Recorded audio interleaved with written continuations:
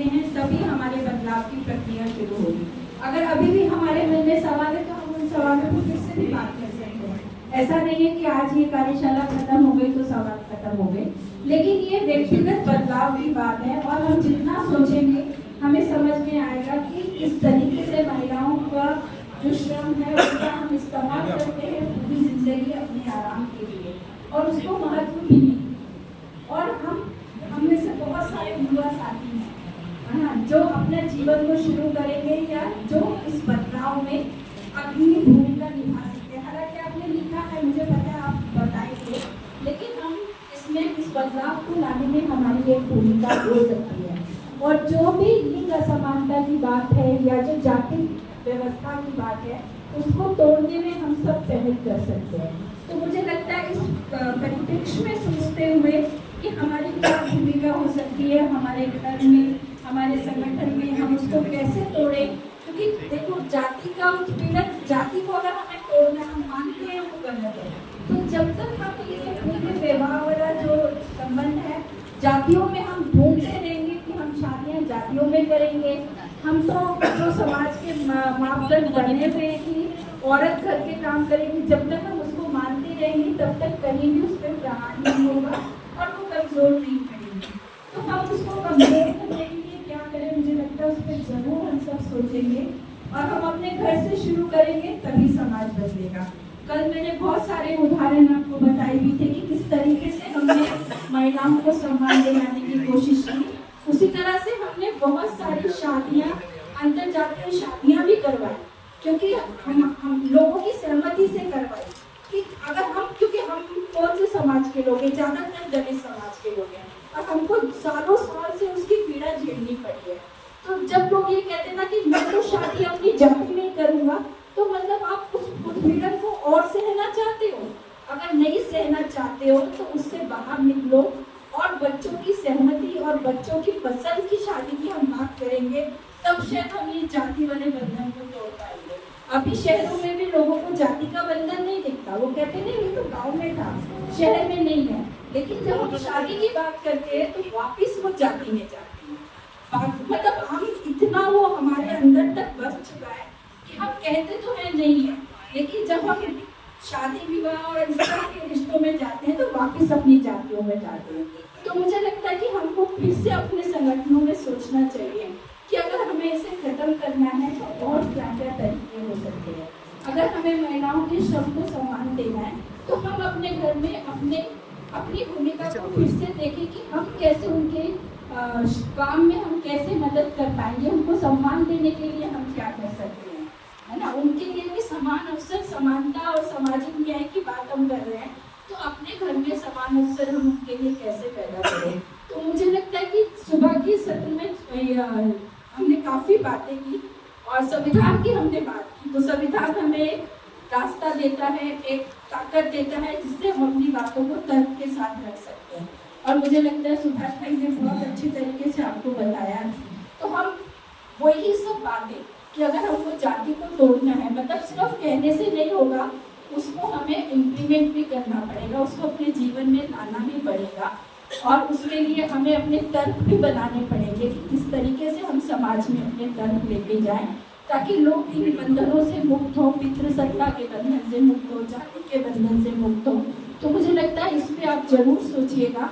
और अगर कुछ भी सवाल मन में है तो जो हमारा ग्रुप है जो हमने अभी बनाया इस कार्यशाला के लिए, तो हम उसमें भी लिख सकते हैं। लग रहा है कि कोई बात अभी दिमाग में नहीं आ रही या कुछ और जानने की इच्छा है तो उस ग्रुप में भी हम लिख सकते हैं।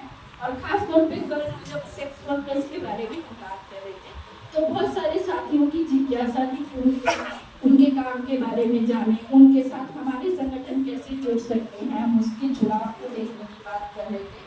तो मुझे लगता है कि बहुत ज़रूरी प्रश्न है और आप चाहें तो उसमें भी लिख सकते हैं, तो हमें भी आगे मौका मिलेगा कि हम अगली बार जब बैठे तो इन सब सवालों पर बात करें।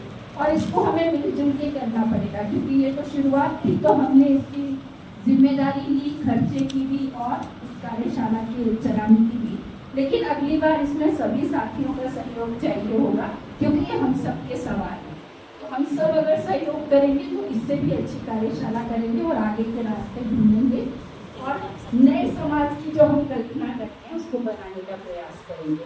तो अभी मैं ज़्यादा समय नहीं लूँगी। हमारे जो पहले साथी जिनकी टीम है औरंगाबाद के साथी हैं, तो वो आगे पहले अपनी बात करेंगे। एक बार जोरदार तालियां।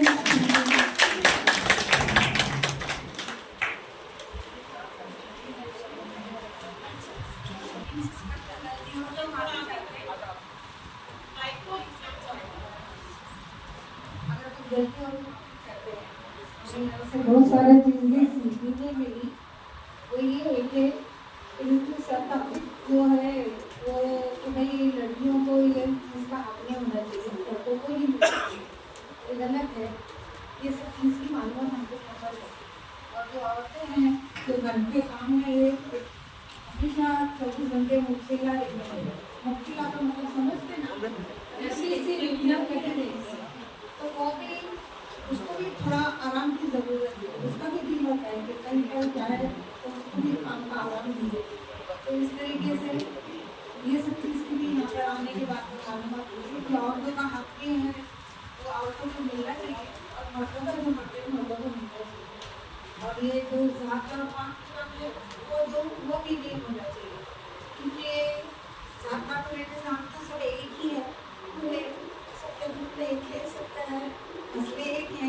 तो इसलिए जहाँ तक हो सके हम सब मिलजुल के ये सब काम करें और इसको आगे बढ़ाएं। और जो जो चीज़ की मालूमात थी घर पर थोड़ी बहुत तो बता दी, और बाकी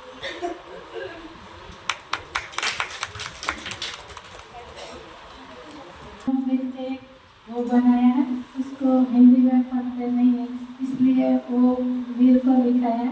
तो हम जातिवाद में कैसे करना है, उसको तोड़ना है तो क्या क्या करना है, तो उसमें मैं लिखा है युवा युक्त के साथ जाकर मीटिंग करेंगे और मजदूर अधिकार मंच थ्रू तक ही हम काम करेंगे।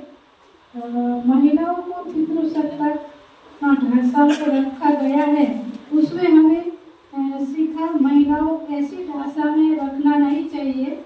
महिलाओं को क्या काम होना चाहिए, महिलाओं को काम नहीं समझता, उसमें हमें महिलाओं को समझाता है गांव में जाके। और महिलाओं का अधिकार में सीखे हैं, तो महिला का क्या क्या अधिकार है उसमें हम महिलाओं के साथ जाके मीटिंग करेंगे। और महिलाओं के साथ व्हाट्सएप मार्फत ग्रुप मार्फत हम जो भी सीखा है वो सेंड करेंगे।